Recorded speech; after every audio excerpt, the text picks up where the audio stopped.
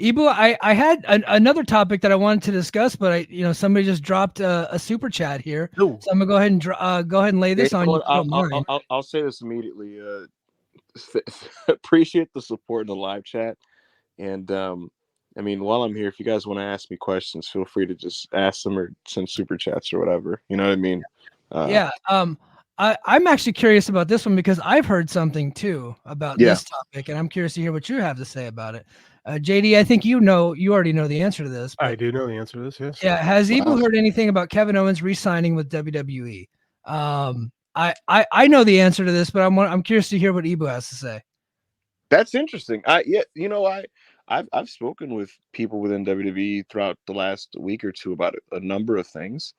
Nobody could give me a straight answer on Kevin, but I have my own personal assumption, and that assumption is that he's staying. The Yeah, the fact of the matter is I'll put it to you this way: there's only one fork in the road that would halt his re-signing, but it's not a big enough fork to make him turn down what's going to be likely a $5 million a year contract. So yeah, the money going around in wrestling right now is insane, and he was already on a great deal. So that's getting up. He's probably going to make around $5 million a year, and this I'd anticipate is maybe his second to last wrestling contract of his career. So it's yeah. all about, you know what I mean, securing the family's future, and he's one of the great utility players in the business right now. So I'd imagine he's Ibou, I think you're right on that one. I have a pretty good feeling. I'm not going to report it because I don't report shit, but I have a pretty oh, good you're in feeling a that lucky he is position then. staying. Dude, isn't it so great to hear things and not have to have the burden of like your name attached to it on an aggregation, and then like dipshits on the quotes just being like, "Who the Yeah, fuck is Mike Gilbert? No, who the fuck is Mike Gilbert?" You know? Oh, we have heard that on numerous occasions. Oh, Don't get okay. us wrong. I have yeah. heard that. So Yeah, because there. So I did have like a couple of stories, but I don't Yeah. know what I'm doing. I just talk shit on a podcast, and like it did get aggregated, and I had so many people attacking me, like you don't know what the fuck you're talking. And it turned out like I can't remember what the story. It was like a very minor story, but Yeah. you'll find out if you keep breaking TNA scoops. Those guys are vicious sometimes, man. They come It after me. that's insane, and it's just funny because like you read what people say, and they'll be like, "Man, these fucking journalists." I'm like, dude, I just have a microphone, man. I'm not Yeah, even. Yeah, it's like, I'm bro, I've not never taken a journalism class in my life. right. I'm not ever going to. Dude, I'm not Adam Schefter, bro. Like I'm not. You know. That is funny because I do because I've been doing some like blogs on our Patreon, just kind of like Yeah. fun stuff for like our audience, and I do some aggregation stuff on there. And uh, the top three people that I'm actually aggregating from as far as news goes, it's Dave Meltzer, Sean Ross Sapp, and it's Ibou, man. And you've really carved a niche out for yourself with what you're doing. You've worked really hard. You've cultivated there's some really good sources.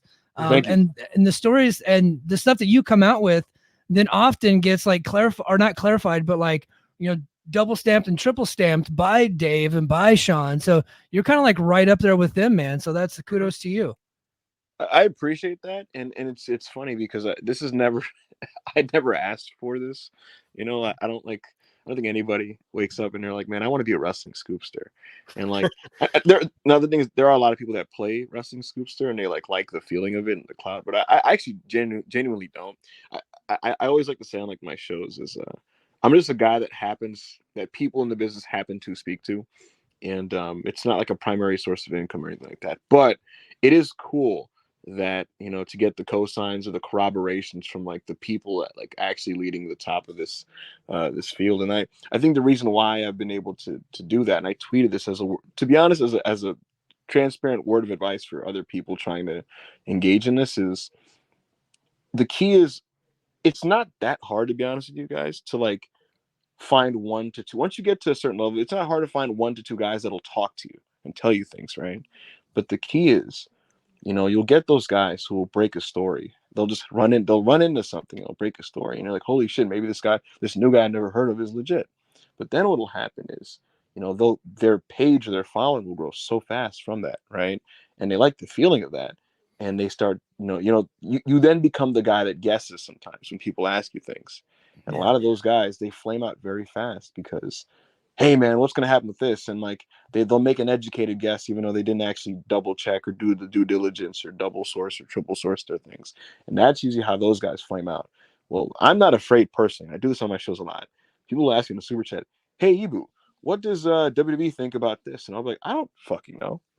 I have no issue telling people I don't know tons of things, and that's okay. Nobody knows everything. No one has all the answers. Well, that helps your credibility, is the fact that you aren't afraid to say, I have no idea, right? Yeah. You're not taking this thing super seriously, because so many of these wannabe journalist guys, wannabe scoopster guys take this shit so seriously, live or die on every scoop. And I like that you kind of keep yourself grounded, even though you have done an amazing job building a following in a pretty short amount of time. So kudos to you on that. And I appreciate it. I appreciate that, guys. Yeah. Hey, before I get to my next question, I just got to tell you a quick story.